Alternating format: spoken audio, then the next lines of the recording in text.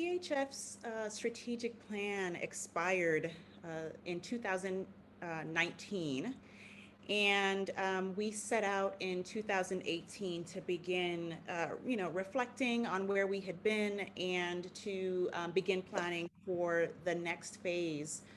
However, we were in the midst of a community-centered transformation, and our board said to us, let's hold on planning so that we can ensure that community members who we had planned to recruit to the board of trustees were on board and able to participate in strategic planning. And so that's what we did. We waited. We spent 2019 recruiting community members to the board, and then spent last year doing our planning. And I just want to say that because I think that's very important to acknowledge.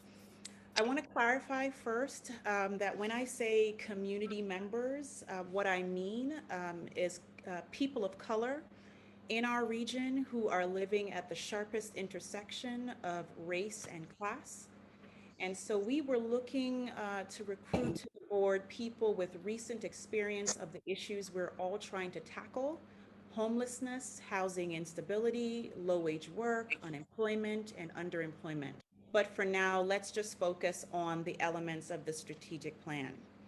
So today I'll be talking a little bit about our process, where we landed in terms of mission, vision, and values, our big strategic goal areas, some of the criteria that we used to develop our strategies, and then I'd like to share a few of our strategies.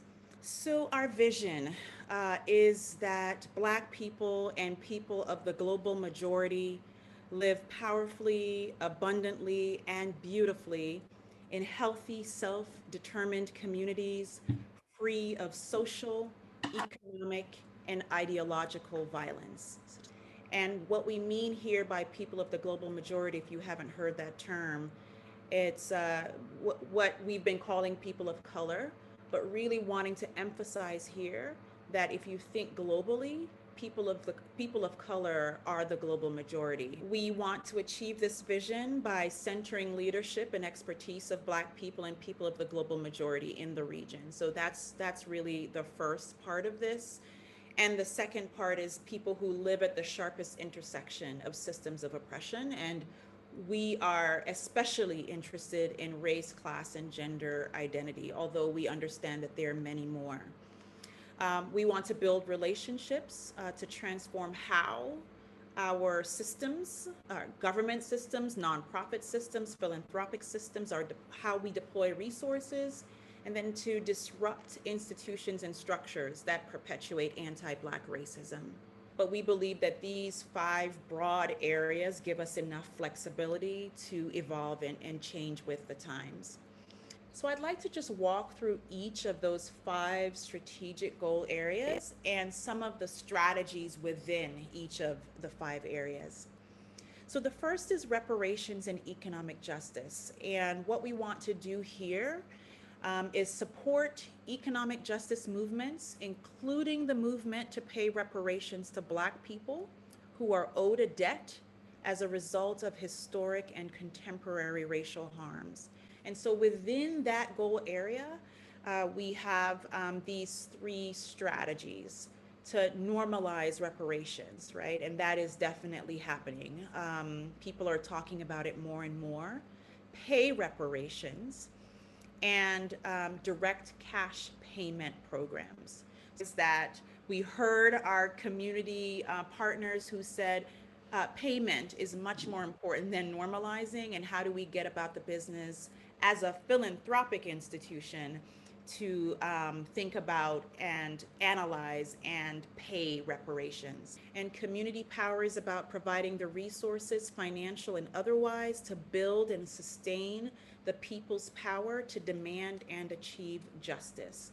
And so this grant making program is completely participatory. It's community members will be making these grant decisions and having final approval authority.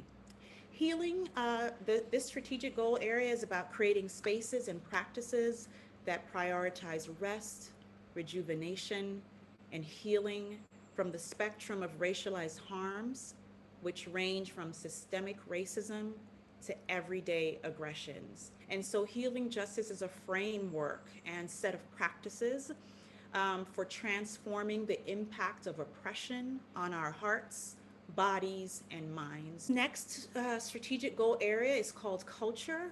It's about shifting narratives about anti Black racism and its ill impacts on society and creating new narratives that center the voices of people who live at the sharpest intersection of systems of oppression, in particular race, class, and gender identity. This year, it's more about laying the groundwork, more about understanding how these things could roll out. Um, we are incubating, and again, very much the idea phase, a museum of racism in health. And so we've been talking with other museums about what that means and how museums can be a part of social movements. They've often been thought of places where you go and look, but we have found a network of museums who believe that they have an important role in supporting social movements. Um, this goal area is called Institutions and Structures, and this is about disrupting institutions and structures that perpetuate anti Black racism and other intersectional discriminatory harms.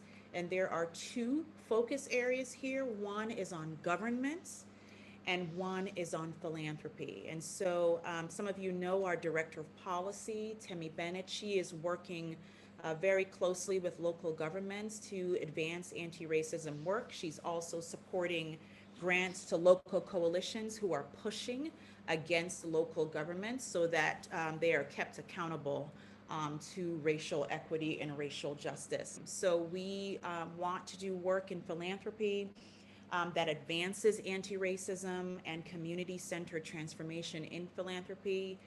These days, we're spending quite a bit of time with an organization that we co-founded called Resourcing Radical Justice. It is a funders collective that centers Black liberation as a path to a thriving Washington, D.C. region. And in that work, we coordinate ourselves to fund our grassroots partners and to provide capacity building support for our partners.